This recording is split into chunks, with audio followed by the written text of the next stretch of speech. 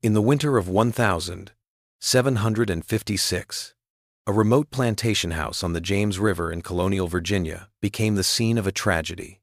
7 members of the Calverton family, a name known for its prominence, perished within hours of one another. The cause? A dinner party, meant to be a celebration. The local magistrate's archives, locked away for more than 200 years, tell a grim tale.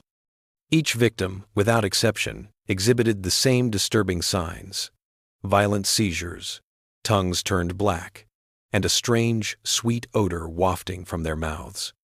Witnesses likened the scent to a blend of almonds and honey, but with a bitter undertone that could make even the toughest of men retch. The case was especially disturbing because Sarah Williams, the enslaved woman involved, had served the family without incident for 15 years. During this time, she had never shown any signs of disobedience, rebellion, or even minor rule-breaking that might have suggested she was a threat. The colonial powers went to great lengths to bury the truth, and even now, historians find it a challenge to piece together a full account of that fateful December evening. Court records were intentionally dispersed among various county archives. Witness statements were kept under wraps, sealed by orders that lasted more than 2 centuries. Physical evidence, too, vanished, consumed by what officials described as an accidental fire, mere months after the trial's end. The few remaining parts of the investigation present a picture so disturbing that some modern scholars question whether the complete truth was ever fully recorded. The real story behind that deadly dinner stayed buried in old courthouse records, gathering dust, until a restoration effort in 1987. That's when a waterlogged trunk was found, and inside were the original testimonies. What they disclosed about the complex resistance networks thriving in Virginia's slave communities was far more alarming to the powers that be than anyone had ever suspected. The Calverton Plantation, a sprawling estate, occupied 3,000 acres of rich tobacco land in Charles City County, Virginia. Here, the James River snaked its way through the landscape, a brown ribbon of water that bore the colony's fortunes toward the sea. In 1756, this was the epicenter of colonial Virginia's tobacco industry, a place where immense wealth was generated through the labor of enslaved Africans and the region's warm, moist conditions, which were ideal for growing the prized crop. The plantation system represented colonial Virginia's main goal: to successfully bring English aristocratic ideas to America. This was made possible by forced labor and the harsh reality of slavery. The plantation house, a symbol of English architectural aspirations brought to America, was an impressive sight. It was a brick Georgian mansion, complete with twin chimneys and a dozen evenly spaced windows.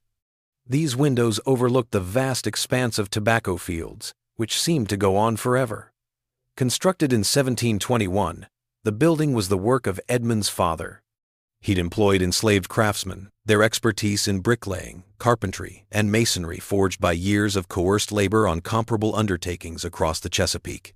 The residence boasted imported glass windows, intricate woodwork crafted by hand, and a formal garden. This garden was conceived to echo the grand estates of England, albeit with adjustments made for Virginia's climate and the plants that thrived there. Master Edmund Calverton came into possession of this estate in 1739, a legacy from his father. With it, he also received the 43 enslaved individuals who labored in the fields, managed the household, and kept the plantation's intricate operations running. At 52, Edmund had a reputation as a sharp businessman, a fact well known across the county. He'd significantly grown his assets since assuming control, acquiring more land along the river and putting money into the newest farming methods, the kind the London tobacco merchants were pushing.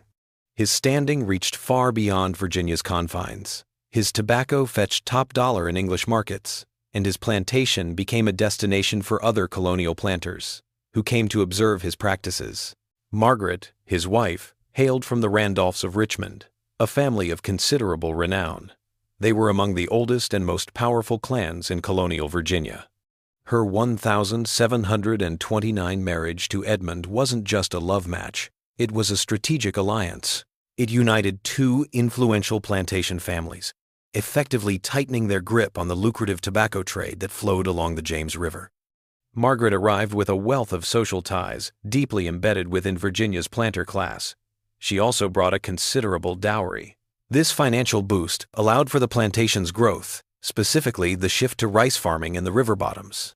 This diversification of the Calverton estate provided a much-needed buffer against the unpredictable nature of tobacco prices.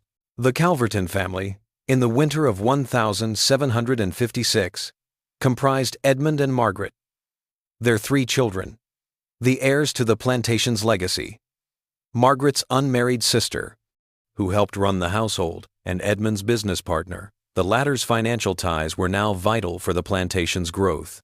Thomas, now 24, was back after 3 years in London. He'd been immersed in the newest agricultural advancements and business strategies that English planters were using in their Caribbean sugar colonies. His embrace of these novel concepts had strained his relationship with his father. The older man, a staunch advocate of the time-honored Virginia practices that had served them well for years, was less than enthusiastic. Catherine, at 21, was the very picture of the genteel sophistication that plantation families cultivated to set themselves apart from the less affluent farmers and the merchants of the towns. Her education, courtesy of private tutors, encompassed music, French, and the domestic skills deemed essential for a desirable match within Virginia's planter class. Her betrothal to Richard Peyton, the son of a prosperous Richmond tobacco magnate, signaled yet another calculated move. This union would undoubtedly solidify the Calverton family's standing within the intricate network of commerce and society that defined colonial Virginia. 16-year-old Edmund Jr. was being prepared to take over the plantation, a future his parents envisioned. However, his schooling had been disrupted by what they saw as troubling ideas about equality. These notions, they believed, had been absorbed from the Quaker merchants, who sometimes conducted business at the plantation. His father's worries deepened. He was troubled by his son's growing empathy for the enslaved, seeing it as a moral failing and a potential risk to their family's financial security. Margaret's sister, Patience Randolph, 38 years old, remained unmarried. A youthful indiscretion, a scandal involving an overseer on their father's plantation, had sealed her fate. She'd taken shelter with the Calvertons, acting as both housekeeper and friend to Margaret. Yet, her very presence served as a stark reminder of how swiftly one's position could be upended by a single misstep or a stroke of bad luck. Colonel James Hartwell, Edmund's business associate and a regular visitor to his home, held sway over the shipping routes that transported Calverton tobacco to Europe. His ties to London merchants and his fleet of ships had become vital to the plantation's financial success. However, his relationship with the family was strained. He was clearly drawn to the widowed Patience, and his growing sway over plantation affairs sometimes rubbed Edmund the wrong way. Sarah held a unique position among the enslaved people, serving as the head cook and kitchen supervisor. This role gave her a level of authority and responsibility that was unusual within the plantation's strict social structure. Born circa 1,720 inches, present-day Angola, she was taken captive during a tribal conflict and subsequently sold to Portuguese slave traders who were active along the West African coast. Her path to Virginia began in the Caribbean. She'd spent 2 years on a sugar plantation in Barbados. Then, a Virginia tobacco merchant, seeing her worth as a capable domestic worker, bought her. Her African name, a relic of a past now forgotten, had been supplanted by the Spanish Sarah Hope. This name was bestowed upon her by the Barbadian plantation owner who had owned her for a time, only to sell her to Virginia buyers. These buyers were looking for seasoned house servants. The name itself was a bitter joke, a cruel twist of fate, because the very system of slavery was built to crush hope. Sarah, however, had managed to hold on to something more than just hope. She possessed the intelligence and the will to translate that hope into action, actions that would, in the end, unsettle those who sought to control her. Sarah's distinction among the enslaved was more than her culinary prowess, which had made the Calverton table a destination for refined dining, even compared to the best establishments in Williamsburg and Richmond. It was her apparent literacy that truly set her apart, a perilous and outright illegal achievement for anyone enslaved in colonial Virginia. Plantation owners saw literacy as a direct threat to their system of slavery. They believed it could help enslaved people communicate, plan together, and share ideas that might weaken the control they had over them. The plantation's operations were marked by the typical harsh efficiency of the time. Every aspect of daily life was organized to maximize tobacco production and maintain complete control over the enslaved people. Before the sun even hinted at rising, enslaved people were already at work. They stoked the fires, cooked the food, and then plunged into the grueling agricultural routine that consumed their lives from the moment they were born until the moment they died. Tobacco cultivation necessitated continuous labor during the entire growing period. This encompassed the initial planting within meticulously prepared plots, the subsequent transplanting of seedlings, the ongoing weeding, the topping of plants, the eventual harvesting, and the intricate process of leaf curing. The latter was conducted in specialized barns, where the maintenance of specific temperature and humidity levels was crucial for producing the superior quality leaf that was highly sought after and commanded premium prices in European markets. As winter settled in and outdoor work diminished, the enslaved population turned their attention to a different set of responsibilities. They mended tools, preserved food for later use, and got everything ready for the upcoming planting. They also tackled the endless upkeep needed to keep the plantation running smoothly. This seasonal pattern, which had persisted unchanged for many years, created routines and expectations that both enslaved people and their owners relied on for predictability and control. Punishments for missteps were meted out quickly and with a heavy hand. Edmund, or his overseer, Jeremiah Cook, a man known for his inventive and brutal methods, were the ones to deliver them. Cook had a reputation across the county for his ability to inflict pain in ways that served as warnings to the enslaved, all while ensuring he didn't destroy anything that couldn't be replaced. Cook's background was rooted in a South Carolina rice plantation, a place where his methods had, it was said, kept things running smoothly and the harvests bountiful. The specifics of his approach, however, were a subject of hushed conversation, even among those who might have been expected to know. The winter of 1756 proved especially hard on the Calverton plantation. An early October frost had already taken a toll, damaging a large chunk of the tobacco crop. This, of course, meant a hit to the plantation's earnings. To make matters worse, substantial debts from recent land acquisitions were now coming due.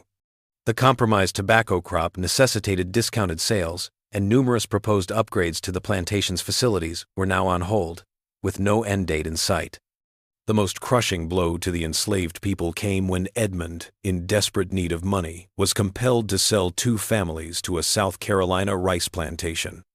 This act tore apart parents from their children and husbands from their wives, a stark illustration of the complete control plantation owners wielded over every facet of the lives of those they enslaved. The enslaved people left behind observed these separations, their expressions a mix of resignation and dread. They knew all too well the precariousness of their situation, the ease with which their lives could be upended. A single business decision could break apart families that had been together for a long time. The possibility of similar sales happening again created a constant feeling of worry and hopelessness, affecting every part of life on the plantation. The weeks before December saw the Calverton household simmering with escalating tensions.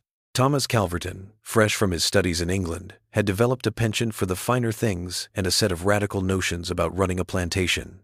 These ideas clashed dramatically with his father's established practices and his conservative view of how things should evolve. He'd suggested adopting practices he'd seen on Caribbean sugar plantations. This included more intensive farming and buying more enslaved people to boost output. However, his proposals demanded capital investments that the plantation's finances simply couldn't support at the time. Catherine's betrothal to Richard Peyton had morphed into a source of anxiety, not joy. The wedding plans had hit a snag, the result of stalled discussions about money. The plantation's diminished state, coupled with the unpredictable nature of future tobacco prices, had made things difficult. The Peyton family was insisting on assurances regarding dowry and inheritance, something Edmund was hesitant to offer, especially with his financial situation as it was. Catherine, for her part, had started to question the wisdom of marrying into a merchant family, a class she felt was beneath her. Young Edmund Jr., just 16, had been discovered on multiple occasions mingling with enslaved children of similar age. His father viewed this conduct as both improper and a possible threat to the family's standing and the plantation's established order.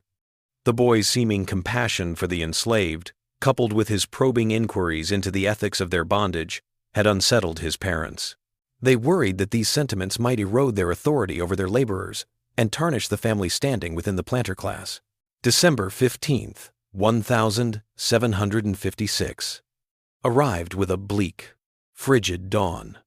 Frost clung to the skeletal limbs of the enormous oak trees that flanked the quarter-mile approach to the Calverton mansion. The chill that settled overnight posed a real danger to the winter crops still in the ground, and the enslaved people were up before dawn, as they often were, stoking fires and safeguarding the precious food supplies from the cold. Within the sprawling estate, the staff bustled about, readying for the evening's festivities. Edmund had announced a celebratory dinner, a gathering to acknowledge the close of the harvest and to confer with Colonel Hartwell. The Colonel's shipping contacts and financial counsel had proven invaluable to the plantation's continued existence, especially given the current economic climate. Sarah had devoted 3 solid days to getting ready for this dinner. From what she'd picked up in snippets of conversation, it was clear this gathering was a big deal, even more so than the typical family get-together. The dinner was about more than just a meal. It was a chance to mark the end of another tobacco season, even if the harvest hadn't been what they'd hoped. It was also a time to talk about how to get the plantation's finances back on track. And, perhaps most importantly, it was a chance to make some big decisions about the family's future. Decisions that would impact everyone on the plantation, whether they were free or enslaved. She oversaw the butchering of a prized pig, raised for this very event, and then managed the preparation of pickled vegetables sourced from the plantation's vast gardens. She even went so far as to request particular spices from the locked pantry, where Margaret Calverton kept the valuable imported seasonings that set the plantation's cooking apart from the more basic offerings of the smaller farms. The menu was designed to highlight the plantation's finest offerings, all while showcasing the culinary skills that had earned Sarah her acclaim across the county. The menu featured roasted pork, its interior a medley of herbs, sage, thyme, and others, all harvested from the plantation's own garden. Accompanying this was sweet potato pudding, sweetened with molasses and a blend of spices. Cornbread, crafted from the best cornmeal and enriched with eggs and butter, would also be served. Winter greens, cooked with bacon and a dash of vinegar, were on the list, as was a special rice pudding. This last dish, flavored with vanilla and cinnamon, demanded both costly imported ingredients and a level of culinary skill rarely found in colonial Virginia. Sarah's account, later transcribed by Magistrate William Braddock, painted a vivid picture of the day's events. Her testimony, marked by a keen intellect and a sharp eye, revealed a woman who had carefully noted every detail. At 4 o'clock, she'd already been up, starting the pork's slow roast. She'd been nursing the fire in the kitchen's enormous hearth, adjusting the spit as needed to keep things cooking evenly for the long day to come. The kitchen stood apart, a significant structure unto itself, linked to the main house by a sheltered path. This setup, a familiar one, served a dual purpose. It helped contain any fires that might start in the kitchen, and it also created a physical divide. This separation kept the everyday work of enslaved individuals distinct from the more genteel areas where the white family lived. The physical separation between the kitchen and the main house later proved crucial for understanding how the poisoning happened without affecting the kitchen staff or other enslaved people who handled the food during its preparation. The walkway that connected the buildings allowed for observation and intervention, which a fully integrated kitchen wouldn't have provided. At the same time, the separate building meant that cooking smells, heat, and the constant activity of food preparation were kept away from the family's living spaces. The afternoon dragged, and Sarah began to notice some odd things. She would remember them with unsettling precision when questioned later. Master Edmund had made 2 trips to the kitchen, an unusual occurrence. Each time, he struck up a conversation with her, discussing the evening's menu. He asked detailed questions about the ingredients, how they were prepared, and the timing of everything. Questions that felt more probing than simple curiosity about the food. His questions mainly focused on the spices used and the exact timing of each course, details that hadn't been important to him during their 15 years of working together. Margaret Calverton, a woman of considerable repute, had, quite unusually, ventured into the kitchen that afternoon. She scrutinized the cooking, offering her thoughts on the seasoning, which necessitated retrieving spices from her locked pantry. She'd been acting jumpy, her usual composed self nowhere to be found as she managed the household. She kept asking about the dinner's timing, fretting over whether everything would be on the table exactly at 6.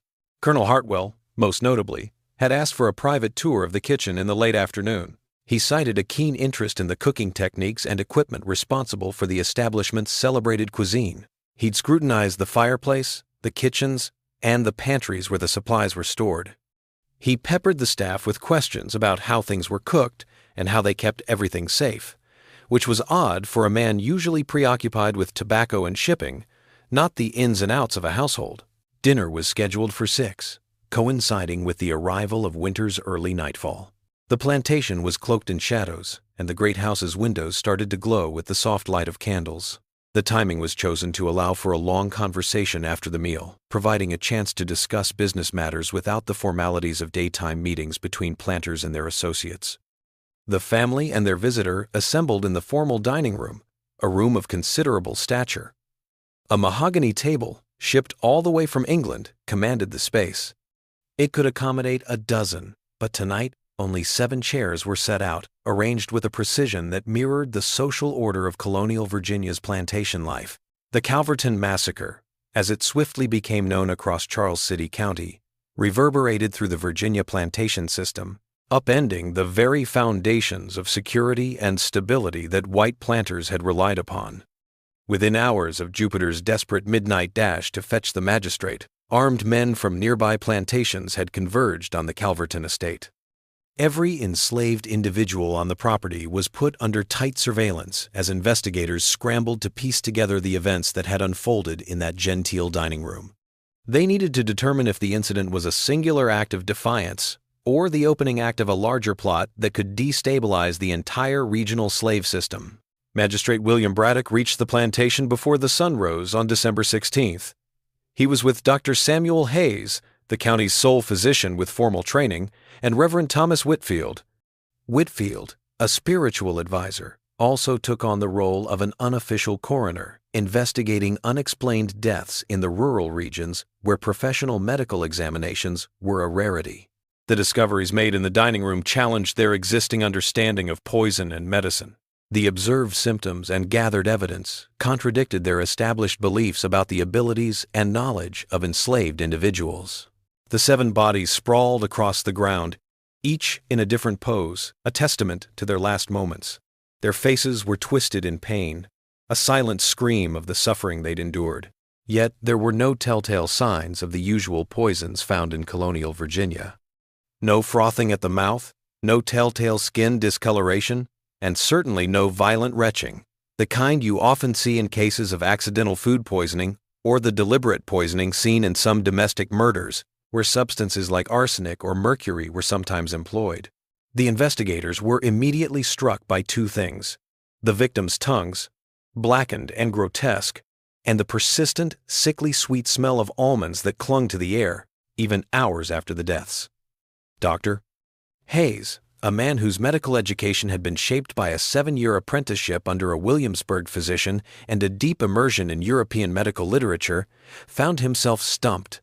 The symptoms he observed mirrored those he'd encountered in descriptions of rare poisons, the kind extracted from plants thriving in tropical regions.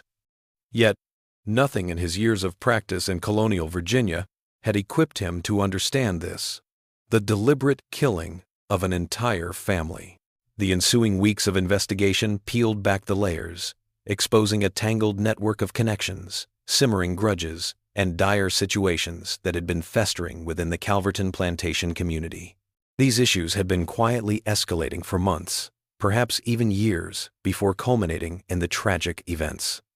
Under the relentless and often savage interrogation of Magistrate Braddock, a man acutely aware that the entire slave system's stability hinged on exposing the full extent of the conspiracy behind the mass murder, several enslaved individuals, against their will, offered testimony.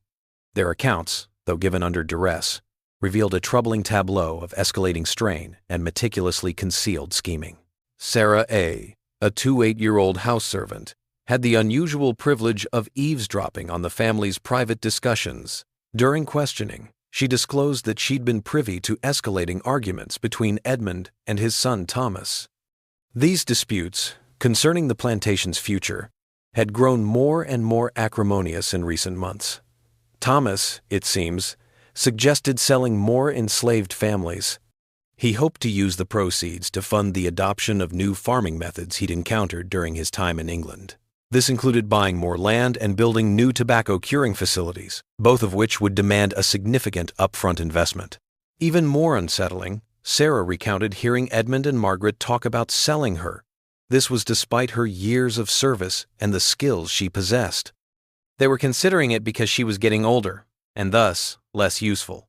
Furthermore, her ability to read and write made her a potential threat. They worried she might influence other enslaved individuals, encouraging them to pursue the education that was strictly forbidden. The family's private sitting room was the setting for these discussions. It was where Sarah, day in and day out, tended to the cleaning and upkeep of the room's contents. This space, it seemed, was a sanctuary for the family, a place where they could speak freely about things they'd never dream of mentioning in front of other white people.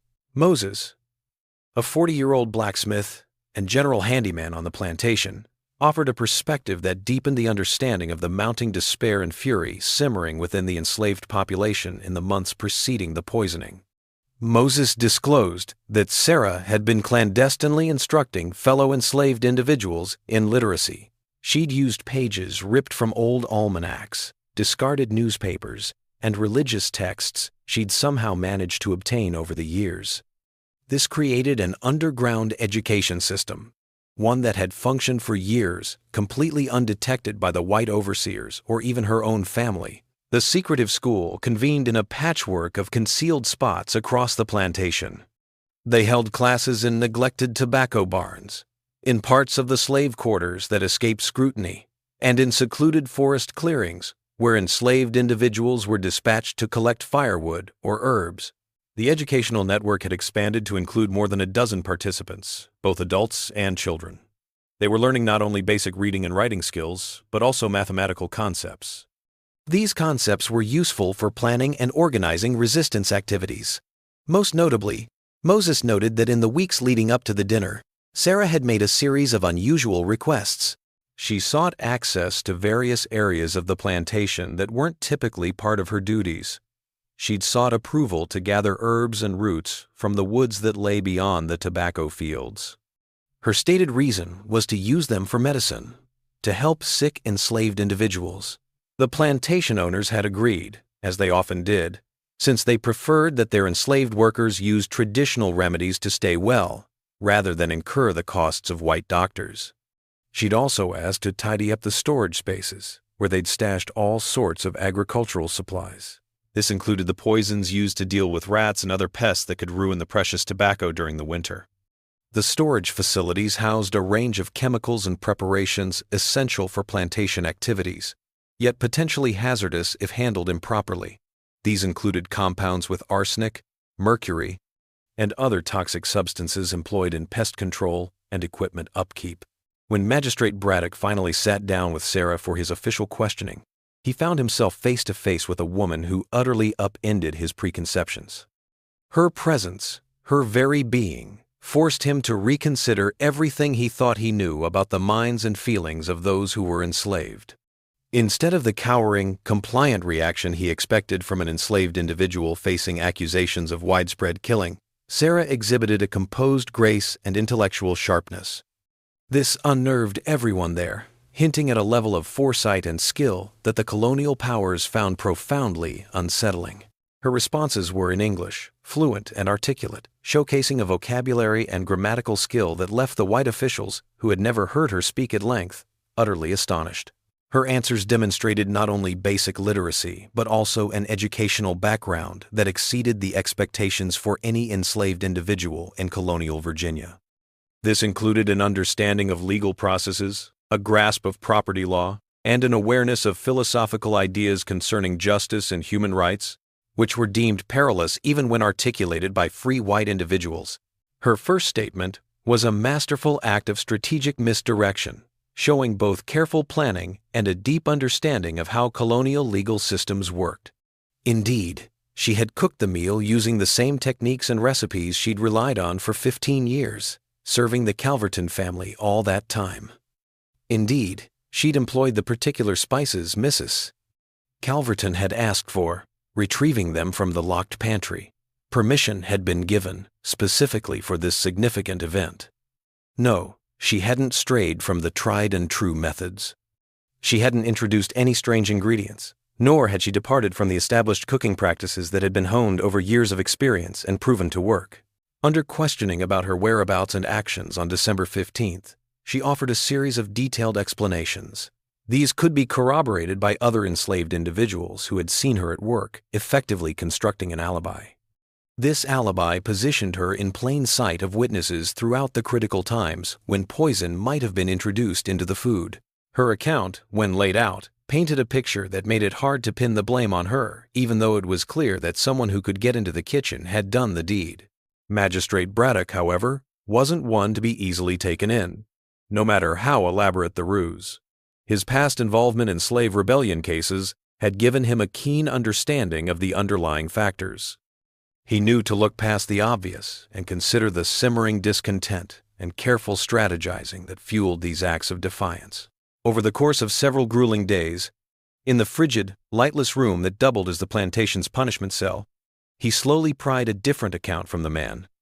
He used a mix of psychological manipulation, physical hardship, and threats directed at other enslaved individuals who could have been implicated in the plot. The case took a turn, but not because of Sarah's eventual admission. Instead, it was an unforeseen finding by Dr. Hayes that shifted the investigation's focus. He'd been meticulously analyzing the victim's stomach contents and physical remains when the breakthrough occurred. In the plantation's ice house, illuminated only by candlelight, Hayes worked. The 7 bodies, moved there to slow their decay while the investigation unfolded, were his focus. He discovered something: small, brownish fragments. At first, he couldn't place them. A careful taste test revealed a bitter flavor, and the same unmistakable almond scent that had hung in the dining room. The physical remnants offered the initial, tangible proof of the poisoning's execution. However, this revelation simultaneously sparked fresh inquiries regarding the origin and formulation of the lethal agent. Hayes carefully collected the fragmentary samples and preserved them in alcohol. He then sent them to a colleague in Williamsburg. This colleague had studied with European doctors who were knowledgeable about rare poisons and unusual cases of systematic poisoning that sometimes occurred in colonial settings. The reply from Williamsburg, arriving a fortnight later, completely reshaped the investigation's trajectory. It also exposed abilities within the enslaved community that the colonial powers had previously overlooked. The remnants turned out to be processed seeds from a plant native to Virginia's woodlands. This plant, once a staple in the medicine cabinets of indigenous tribes and some enslaved individuals, was typically used in minuscule amounts. However, when concentrated and prepared with a particular blend of botanical expertise and chemical know-how, the plant transformed into a potent and lethal substance. This discovery compelled investigators to fundamentally rethink their understanding of the case, as well as the intellectual capacity of the enslaved individuals they had been overseeing. Sarah's actions weren't a spur-of-the-moment decision, a crime of passion, or a breakdown. No, she had dedicated months, maybe even years, to acquiring the specific knowledge and skill needed to concoct a deadly poison from local flora. This was no simple task. It demanded more than just a library of botanical facts. It required the ability to experiment with different methods, to test various amounts on small creatures, and to refine the preparation techniques until they were both effective against humans and undetectable during the cooking and serving. The search took a grim turn. Following leads from Moses and other enslaved individuals who had been subjected to brutal questioning, the searchers found Sarah's secret workspace. It was hidden in an old tobacco curing barn, far from the plantation's main activities and the family's home, on the outskirts of the property. The find exposed the full extent and complexity of her clandestine operations, a timeline investigators now suspected stretched back for years. Beneath the meticulously arranged loose floorboards, which had been altered to conceal a compartment, investigators uncovered a collection that indicated not merely preparation for a singular act of retribution, but also a methodical process of study and experimentation. This evidence revealed a mind functioning with scientific exactitude and a capacity for long-term strategic planning. The concealed trove held scores of desiccated plant specimens. Each was meticulously labeled, the notations a blend of English letters and symbols, seemingly African in origin, that the white investigators couldn't make heads or tails of. The plant collection included not only the species involved in the fatal poisoning, but also samples of many other potentially dangerous plants native to Virginia. Detailed notes about their characteristics, how they were prepared, and their effects when tested on small animals were also included. Some samples included exact measurements, detailing dosages and concentration methods. Others contained observations about seasonal changes in plant toxicity and the best times for harvesting to achieve the highest potency. The most surprising find was a handwritten journal. It detailed years of careful experimentation and study. The journal was written in surprisingly sophisticated English, showing not just literacy, but also a scientific method that was as good as that of trained European botanists. The journal contained detailed observations of how plants were prepared, the chemical interactions between different substances, and the systematic testing methods used. These elements demonstrated an understanding of basic scientific principles which enslaved people were not allowed to learn. Sarah's journal entries show that her research had been going on for at least 3 years before the poisoning. She had been systematically studying how different plant combinations affected rats, rabbits, and other small animals she had caught on the plantation. Her notes outlined a systematic approach to grasping dosage needs, preparation methods, and delivery techniques. This was all designed to guarantee efficacy while remaining undetected during the cooking process. One entry, penned months before the deadly meal, was especially unsettling in its cold, scientific tone. The bitter seeds demonstrate the most potential when pulverized into a fine powder and blended with potent sweeteners that conceal both flavor and aroma. Test subjects succumbed rapidly to larger quantities, though smaller doses resulted in only temporary illness, followed by recuperation. Additional experimentation is necessary to establish the ideal dosage for individuals weighing roughly 150 to 200 pounds. The distinctive almond odor persists, yet can be effectively masked by honey, molasses, and robust spices when skillfully combined. The journal, however, held far more than just the usual scientific observations and experimental results. Interspersed among the text were Sarah's own thoughts, offering a glimpse into the psychological anguish and escalating fury that had ultimately led her to orchestrate and carry out the killings. Her writing detailed the heartbreaking experience of enslaved children being separated from their parents. She also described the sexual abuse enslaved women faced from white overseers and visitors. In addition, she documented the daily humiliations and casual violence that defined every aspect of plantation life for those who were legally considered property. Her writings described the slow loss of hope she felt as she realized that colonial Virginia's legal and social systems didn't have the tools to address the injustices she saw every day. She examined the futility of seeking guidance from religious leaders who preached Christian compassion while also owning enslaved people. She also discussed the impossibility of finding protection within legal systems that defined enslaved people as property, not people. Moreover, she explored the severe psychological effects of living in a society that saw her intelligence and humanity as threats to be suppressed, rather than qualities to be respected. The passage, written shortly before the poisoning, revealed her final decision to give up on getting justice through normal means.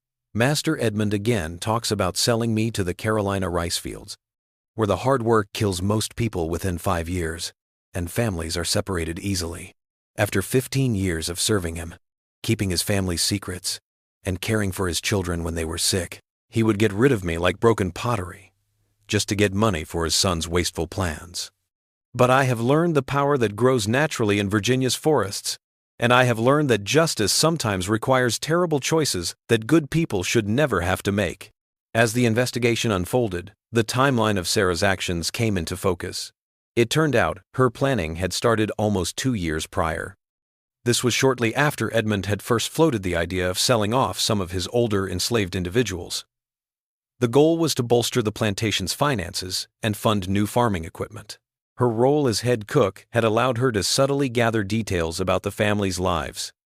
She noted their eating habits, the dates of significant family events, and the timing of business meetings that brought together those whose choices determined the future of everyone on the plantation.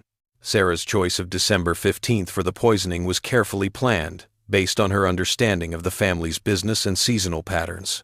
The date signified more than just the close of the tobacco harvest, when the books were balanced and the profits tallied. It was also the customary period for making significant choices regarding plantation operations and the lives of the enslaved. Sarah had picked up on the buzz. Colonel Hartwell was coming to talk about shipping and finances. That meant the dinner would probably revolve around the plantation's money troubles and how to fix them. She was certain they'd discuss selling enslaved people, a prospect she was dead set against. The investigation took a harrowing turn when Magistrate Braddock uncovered the truth. Sarah hadn't orchestrated the mass poisoning by herself. Instead, she'd been entangled in a complex conspiracy. This web of deceit implicated numerous enslaved individuals and exposed a network of communications. These channels linked resistance efforts across several plantations, not just within Charles City County, but extending far beyond its borders. Under the harshest interrogation methods employed by colonial authorities, several other enslaved individuals acknowledged their awareness of her actions. A handful even confessed to directly aiding her by collecting plants, testing concoctions, and gathering information about the family's movements and intentions. The sheer scale of this conspiracy took colonial officials by surprise. They'd been sure that enslaved individuals simply didn't possess the smarts, the knack for organization, or the means to communicate effectively enough to pull off something so elaborate. The revelation that enslaved people were communicating, organizing, and plotting against their captors fundamentally undermined the very foundations of the slave system. It also sparked a chilling realization. What other hidden networks of resistance might be quietly functioning across Virginia's plantations? Sarah A., the house servant whose first account had been hesitant and lacking, finally confessed, though only after considerable pressure. She admitted to being involved in a covert intelligence operation. This network, composed of enslaved women, had meticulously collected and disseminated details about their owners' private discussions, financial dealings, and personal matters. For years, this network functioned undetected, leveraging the invisibility of enslaved individuals within white households. They meticulously gathered intelligence on plantation finances, familial ties, political affiliations, and business weaknesses, all ripe for exploitation. Sarah's careful planning, fueled by her intelligence, meant she could strike when it would do the most damage and be least likely to be noticed. She made sure every adult family member with authority over the plantation's enslaved people would be at the dinner the moment she chose to act. The network also provided crucial information about the family's daily lives, including their eating habits, schedules for important events, and even details about their digestive issues. This information helped Sarah create a poison that would work quickly and effectively. Under questioning, Moses conceded that he'd shared more than just a broad understanding of Sarah's whereabouts. He'd assisted in adapting her cooking implements, enabling her to work with plant matter more efficiently. This involved crafting tools capable of pulverizing seeds and roots into the extremely fine powder necessary for her lethal concoctions. He'd also built secret storage areas across the plantation, perfect for stashing botanical samples and prepared poisons, all out of sight of the white overseers. Furthermore, he played a key role in setting up communication systems, enabling enslaved people on various plantations to share information without being caught. The colonial authorities were particularly unsettled by Moses's revelation. Similar networks were active on plantations across the area. These were sustained by enslaved individuals who, during their permitted movements for marketing, skilled labor, and other tasks that necessitated travel between properties, acted as messengers and information brokers. These networks were buzzing with information. They traded tips on how to resist, mapped out escape routes, and even coordinated plans for uprisings. These larger-scale rebellions had been talked about, but the dangers were too great to put them into action. Dr. Hayes's continued investigation of the poison revealed more concerning details about Sarah's advanced understanding of plants and her preparation methods. The plant she worked with wasn't some rare find, hard to come by. It thrived in Virginia's woods, a familiar sight, and had been a staple for the area's original inhabitants long before anyone from Europe arrived. Conversely, The understanding of how to harness and utilize these naturally occurring substances seemed to stem from a confluence of African traditional medical practices, insights gained from engagements with Native Americans, and novel investigations undertaken through methodical experimentation spanning numerous years. Sarah's preparation method required her to know which plants were poisonous. It also required a deep understanding of the chemical principles that allowed her to concentrate the active compounds while removing elements that would make the poison detectable by taste or smell. The process involved several steps: processing, drying, grinding, and combining. This created a powder that could be easily mixed into sweet foods. The goal was to keep the food looking normal and to avoid any unusual smells that might alert the people who were meant to eat it. The most unsettling revelation emerged when investigators began to suspect that the Calverton poisoning wasn't a singular event.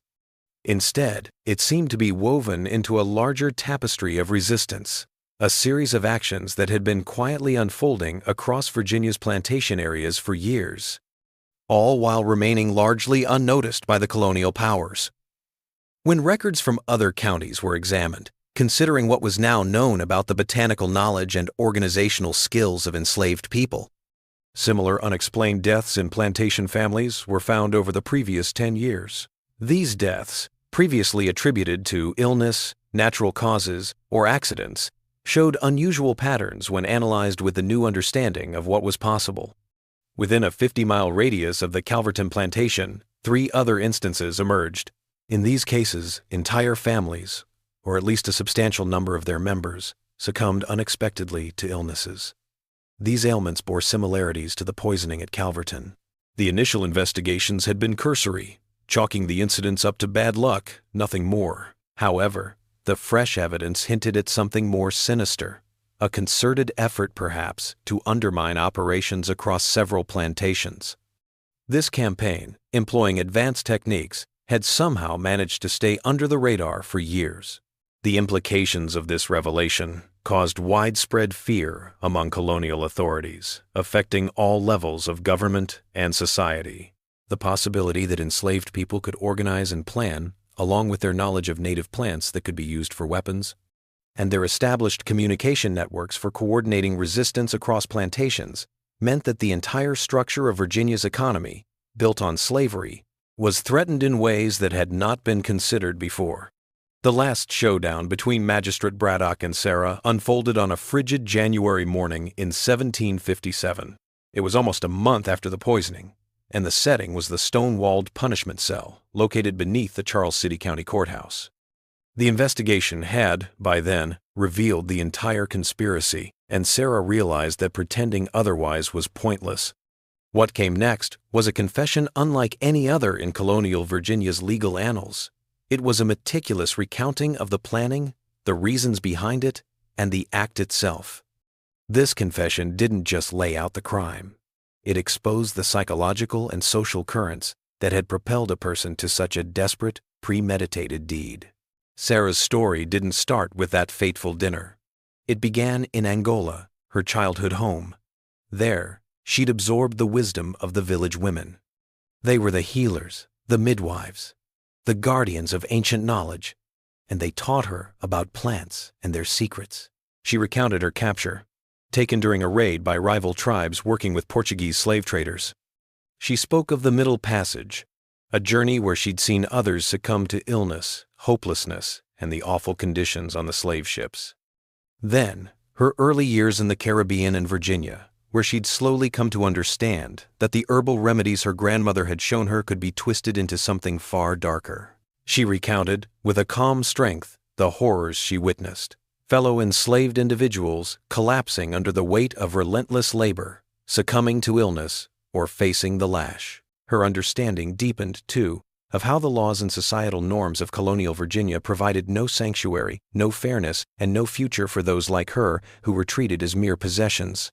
Choosing to learn to read and write was the initial act of defiance that set her on a path of resistance. She'd learned to read and write from the pages of old newspapers, religious scriptures, and ledgers, piecing together the skills she needed to record her plant experiments and, eventually, to plot her final stand. The years of planning and preparation were driven not just by a personal dislike for the Calverton family, but also by a calculated decision to attack the core of the system that oppressed her entire community. By eliminating the entire Calverton family, including the children who would have inherited the plantation and continued its operations, she had sought to create chaos and uncertainty that might lead to the sale and dispersal of the enslaved community, potentially offering some individuals opportunities to escape to more favorable situations or even to freedom. The poison she'd chosen was no accident. It was a calculated, deeply meaningful act. Instead of using things from outside that would have suggested outside help or unusual sources, she used plants that grew in Virginia. She processed them using methods that combined African traditional knowledge with careful observation and original experimentation over several years. The poison was a form of native defiance. The very land, now a weapon, rebelled against the colonizers who had seized control, claiming dominion over both the soil and the laborers. The most chilling aspect of her account was her recollection of the dinner and the feelings that had washed over her as she observed the family eat their last supper. She watched from the kitchen, and as her scheme unfolded, she felt no thrill, no happiness. Instead, a deep sorrow settled over her, a mourning for the act itself and the awful decisions that slavery had compelled her to make. Her actions weren't fueled by a personal animosity toward the Calvertons themselves. Instead, she saw them as the embodiment of a system of oppression. She believed this system could only be dismantled through drastic actions that went against everything she'd been raised to believe was right. When Magistrate Braddock questioned her about the others who'd helped her, Sarah stayed silent, offering no names or specifics that could get them in trouble. She took the blame for the poisoning, even though the investigators understood she hadn't done it all by herself. This final act of protecting her community demonstrated the same careful planning and strategic thinking that had characterized her entire approach to resistance. She put the well-being of other enslaved people above her own safety, even though she knew she would be executed. Sarah's confession ended with her considering the probable fallout from her choices and what she envisioned as their lasting influence on the fight for freedom and justice. She knew her death would serve as a warning to the others, a brutal lesson. Yet, she clung to the hope that her defiance would ignite something in them, a spark that might lead them to their own escapes, even if those escapes demanded sacrifices no one should ever have to consider. She foresaw a reaction from colonial powers, a tightening of their grip through repression and watchfulness. Yet, she contended that these very actions would only serve to expose the core unfairness and the system's built-in fragility. Sarah's execution by hanging took place on February 14, 1757. The public spectacle unfolded in the Charles City County Courthouse Square. It was a grim event, intended to show both enslaved and free people across the area the harsh penalties for rebelling against their masters. The execution attracted spectators from surrounding counties. Colonial officials seized the opportunity to broadcast a stark warning. Any enslaved individual who resorted to violence or insurrection would meet a grim end. The colonial authorities acted quickly and decisively in the wake of the Calverton poisoning. Their response was thorough and harsh, resulting in new laws and regulations. These changes fundamentally reshaped plantation security practices across Virginia. Recent laws tightened restrictions on enslaved individuals, limiting their access to wooded areas where poisonous plants were found. Penalties for collecting any plant materials without permission were made more severe. Plantation owners were also ordered to keep a closer eye on kitchen operations and food preparation. Furthermore, regular searches of slave quarters were mandated to uncover any items that could be used for resistance. The Calverton plantation went under the hammer, the sale a desperate measure to settle the family's financial obligations. The enslaved people, the very heart of the operation, were scattered to the winds, sold off to buyers in Virginia, the Carolinas, and Georgia. This, of course, shattered the connections and bonds that had allowed the conspiracy to flourish in the first place. The old plantation house had sat vacant for years. Then, a Richmond merchant bought it. He tore down the original Georgian mansion, replacing it with a smaller, less grand home. This new construction mirrored the shifting economic landscape and a waning faith in the plantation system's future. The Grand Calverton Mansion's location is now a ghost of its former self. with only a few foundation stones remaining. These remnants are almost swallowed by the relentless advance of nature, hidden under years of plant growth and the forest's slow takeover of the once thriving tobacco fields. A modest marker, courtesy of local historians, acknowledges the site's importance. Yet, the complete narrative of the events that unfolded there is still largely a mystery to the many who simply pass by.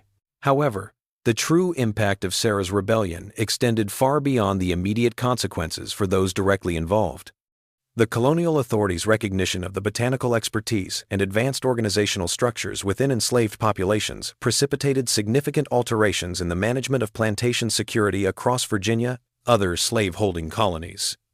The incident became a case study in what colonial officials called the hidden intelligence of the enslaved population, leading to increased restrictions and surveillance that paradoxically acknowledged the sophistication and danger of slave resistance while attempting to prevent future incidents. The investigation records, sealed by court order in 1757 to prevent the details from inspiring other acts of rebellion, were not opened again until the 1982nd, when historians studying colonial Virginia's legal system discovered the cache of documents during a courthouse renovation project. The detailed testimonies and evidence collected by Magistrate Braddock provided unprecedented insight into both the daily life of enslaved people and the complex strategies they developed to resist their oppression, revealing aspects of plantation society that had been deliberately hidden from historical records. Modern botanical researchers who have studied Sarah's journal and plant specimens, now preserved in the Virginia Historical Society's archives, have confirmed the sophistication of her knowledge and techniques. The indigenous plants she weaponized are now known to contain compounds chemically similar to those found in cyanide, and her methods for concentrating these substances demonstrated understanding of chemical principles that would not be formally codified by European science for several more decades. Her work represents one of the earliest documented examples of systematic botanical research conducted by an enslaved person in colonial America. Perhaps most significantly, the Calverton case revealed the existence of knowledge networks and resistance strategies that challenged fundamental assumptions about enslaved people's capabilities, aspirations, and potential for organized opposition to the slave system. The discovery that botanical and medical knowledge was being preserved, adapted, and weaponized by enslaved communities forced colonial authorities to confront the reality that their property possessed not just physical strength and labor capacity, but intelligence, organization, and determination that could be turned against the system that oppressed them. The story of Sarah and the Calverton Plantation Massacre remains one of the most complex and morally challenging cases in colonial American history. A tale that reveals both the brutal realities of slavery and the extraordinary lengths to which human beings will go in pursuit of justice and freedom when all other options have been exhausted. Her actions raise profound questions about the nature of justice, the morality of violence in response to oppression, and the terrible choices that systems of dehumanization force upon their victims. The case also demonstrates the sophisticated resistance strategies that enslaved people developed despite facing seemingly impossible odds and absolute legal powerlessness. Sarah's ability to conduct scientific research, organize conspiracy networks, and execute complex plans while maintaining the appearance of submission challenges historical narratives that have minimized the intelligence and agency of enslaved people in shaping their own destinies and resisting their oppression. This mystery shows us that even in the darkest chapters of our history, individuals found ways to assert their humanity and fight for justice, even when resistance required choices that challenged every moral boundary and conventional understanding of right and wrong. Sarah's story forces us to confront uncomfortable truths about the lengths to which people will go when pushed beyond endurance by systems of oppression that offer no hope for justice through peaceful means.